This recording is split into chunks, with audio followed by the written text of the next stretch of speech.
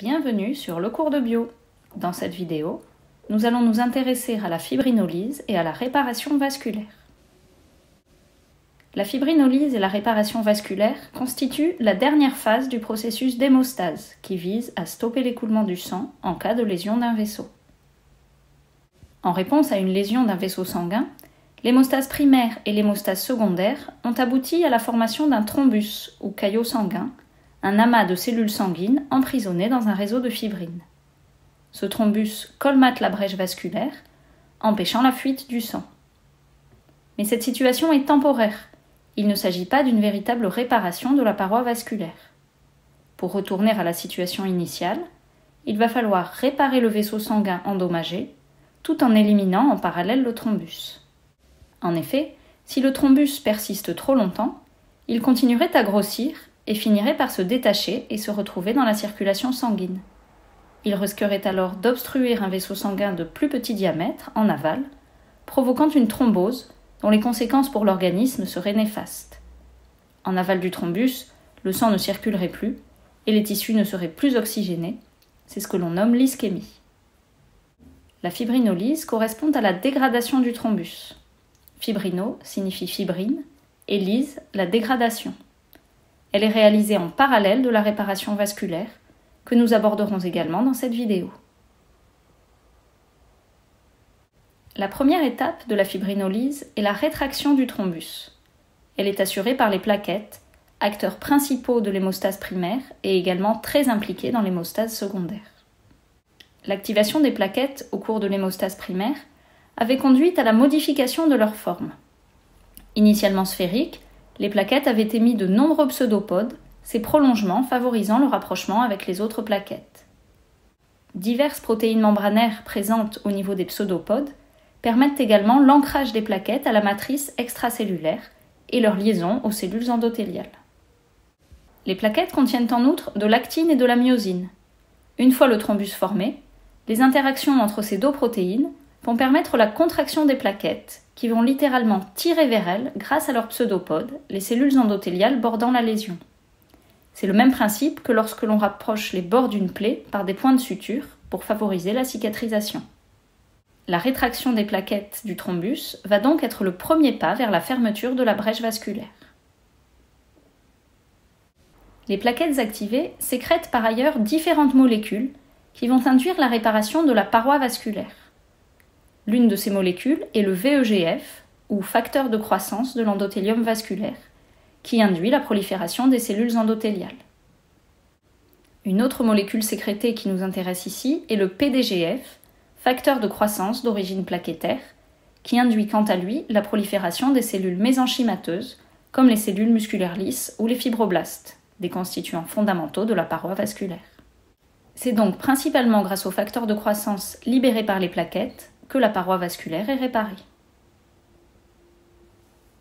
En parallèle de ce processus de régénération, le thrombus va progressivement disparaître. C'est la fibrinolyse.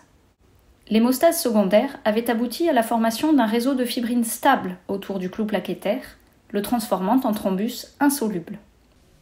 La dissolution du thrombus nécessite donc l'intervention d'une enzyme, la plasmine, qui catalyse le clivage de la fibrine en produits de dégradation de la fibrine. Ces produits de dégradation, contrairement à la fibrine polymérisée, sont solubles et vont donc pouvoir être éliminés par le foie. La plasmine est la forme activée du plasminogène, synthétisé par le foie, comme les facteurs de la coagulation. Le plasminogène est incorporé dans le thrombus à mesure de sa formation, grâce à sa forte affinité pour la fibrine. Cette incorporation permet ainsi de dégrader ultérieurement le thrombus de l'intérieur. Le plasminogène est activé par clivage, qui peut être catalysé par plusieurs enzymes. Dans le cas du processus de fibrinolyse, l'enzyme principale est le TPA, activateur tissulaire du plasminogène. Le TPA est libéré en permanence par les cellules endothéliales, mais certains stimuli, comme la thrombine, acteur de l'hémostase secondaire, accentue cette libération lorsqu'un thrombus est constitué et qu'il faut justement le dissoudre. Il est important de préciser que le TPA seul catalyse avec une très faible efficacité le clivage activateur du plasminogène. Mais si le TPA est lié à la fibrine, son activité catalytique devient très efficace. Cela permet d'activer la plasmine uniquement au niveau du thrombus et ainsi de localiser précisément la fibrinolyse. Autre conséquence de cette activation localisée de la plasmine, celle-ci est déjà à proximité de son substrat, la fibrine, ce qui va accélérer le processus. Une autre enzyme peut catalyser l'activation du plasminogène, c'est l'urokinase. Uro signifie urine, et cette enzyme a en effet été découverte dans l'urine. Elle est synthétisée par les reins et permet par son activité protéolytique d'éviter la précipitation de protéines dans le système urinaire. Elle est également impliquée dans la fibrinolyse, mais elle agit comme amplificatrice du processus.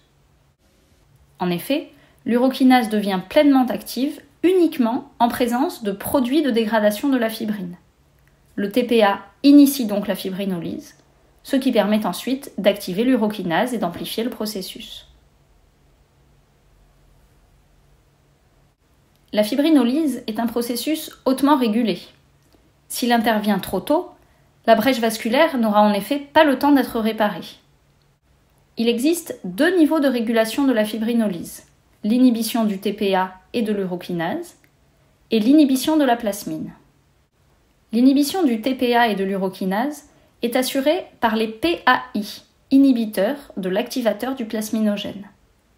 Ces glycoprotéines plasmatiques se lient irréversiblement aux activateurs du plasminogène et inhibent leur activité. PAI1 est produit principalement par les cellules endothéliales et les plaquettes.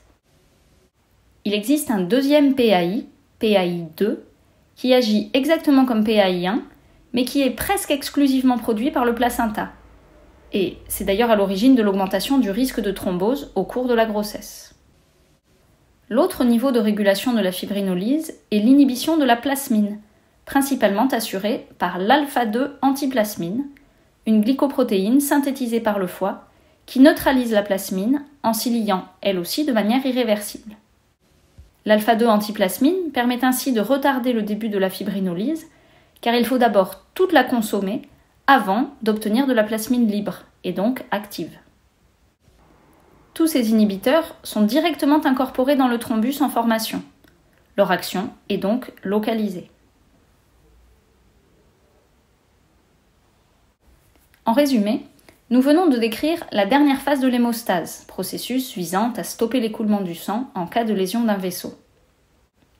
Les plaquettes activées lors de l'hémostase primaire jouent un rôle fondamental dans la réparation de la paroi vasculaire.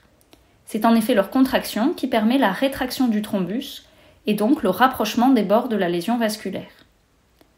Ce sont aussi les facteurs de croissance qu'elles sécrètent qui induisent la régénération de la paroi du vaisseau.